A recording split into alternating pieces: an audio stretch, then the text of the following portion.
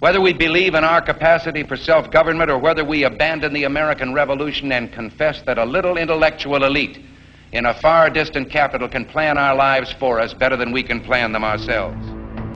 Give us more authority and more ability. All of this talk about rules, we make them up as we go along. A government can't control the economy without controlling people. And they know when a government sets out to do that, it must use force and coercion to achieve its purpose. Put the legislation together to control the people. We go through the gate's closed, we'll go over the fence is too high, we'll pole vault in. If that doesn't work, we'll parachute in, but we're going to get health care reform passed. They also knew, those founding fathers, that outside of its legitimate functions, government does nothing as well or as economically as the private sector of the economy. There needs to be a focus on an immediate increase in spending. I mean, I do think at a certain point you've made enough money. The more the plans fail, the more the planners plan.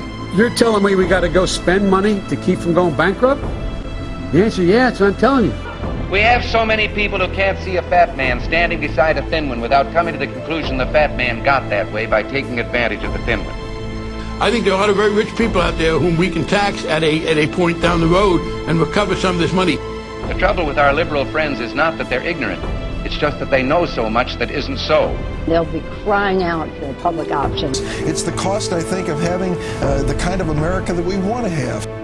Our natural unalienable rights are now considered to be a dispensation of government.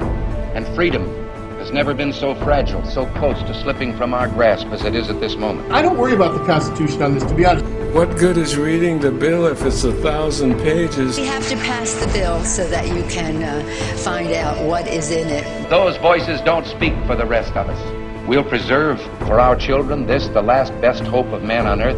There have been times where America's shown arrogance. Well, I think it's time we ask ourselves if we still know the freedoms that were intended for us by the founding fathers.